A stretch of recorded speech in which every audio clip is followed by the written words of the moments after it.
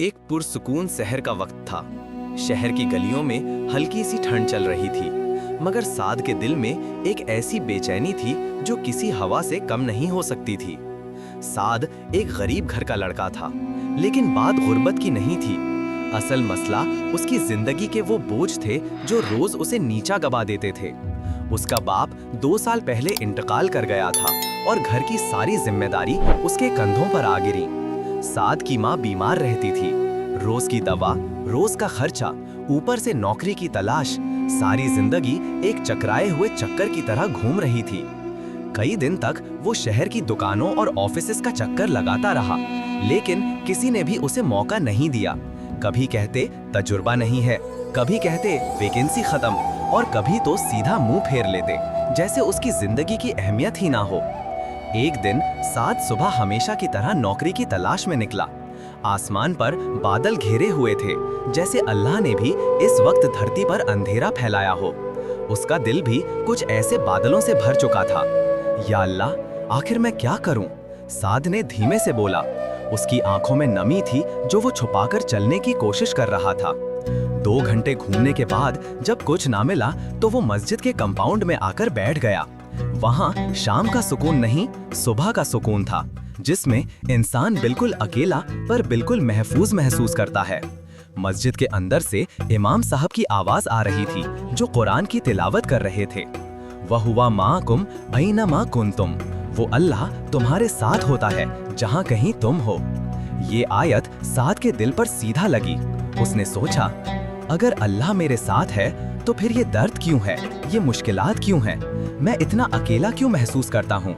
उसने आंखें बंद करके गहरी सांस ली, लेकिन बेचैनी उतनी की उतनी। फिर उसे अचानक अपने बाप की बात याद आई। बेटा, जब सब रास्ते बंद हो जाएं तो सजदा करो, अल्लाह का दरवाजा कभी बंद नहीं होता।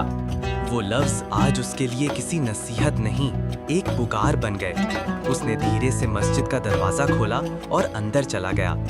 मस्जिद में अंधेरा था, सिर्फ महरूमों की रूह को तसल्ली देने वाली सीधी सी रोशनी अंदर आ रही थी। वहाँ कोई नहीं था, सिर्फ खामोशी, सुकून और साद का थका हुआ दिल। साद ने एक गहरी सांस ली और सीधा जाकर जानमाज पर खड़ा हो गया। पहली रकात में ही उसका गला भर आया। उसे लगा जैसे दिल में जमा हुआ सारा दर्द नमाज से पहले ही बहक रहा हो। जब वो सजदे में गया तो वो सजदा सिर्फ एक सजदा नहीं था, वो उसकी जिंदगी का सबसे गहरा, सबसे दुखी, सबसे सच्चा सजदा था।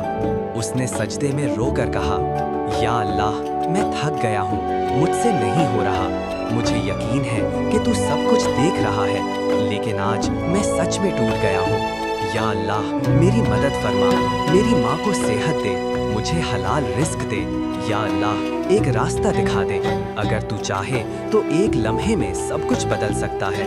तुलून के दरमियान साद की आवाज मस्जिद की खामोशी में घुल रही थी। उसे लगा जैसे पूरी मस्जिद उसका दर्द सुन रही हो। वो सजदा इतना लंबा हो गया कि उसे वक्त का पता ही न चला। आज उसने सजदा इबादत की नीयत से नहीं, अपने दिल के बोझ से किया था। अचानक मस्जिद का दरवाजा खुला और एक बुजुर्ग आदमी अंदर आए। उनकी तस्बीह की आवाज हल्की हल्की मस्जिद में गूंजने लगी। जब उन्होंने साद को सजदे में रोया हुआ देखा तो वो चुपचाप बैठ गए। उनकी आंखों में रहम और दुआ की चमक थी। जब साद सजदे से उठा तो बुजुर्ग ने उसे प्यार से देखा। बेटा, तुम्हारा सजदा आज बहुत भारी था, अल्लाह ऐसे सजदों को कभी जाया नहीं करता। साद ने आंखों से आंसू पोंछे, लेकिन कुछ न बोला।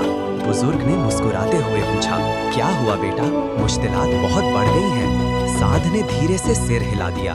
बुजुर्ग ने कहा, रसोइयों के बंद दरवाजों को हम नहीं खोल सकते, पर अल्लाह का दरवाजा हर वक्त खुला होता है। तुम्हारे जज्बात, तुम्हारी बेचैनी सब उसने सुन ली। तुम देखोगे अल्लाह तुम्हारे लिए कुछ ऐसा लिखेगा जो तुम सोच भी नहीं सकते।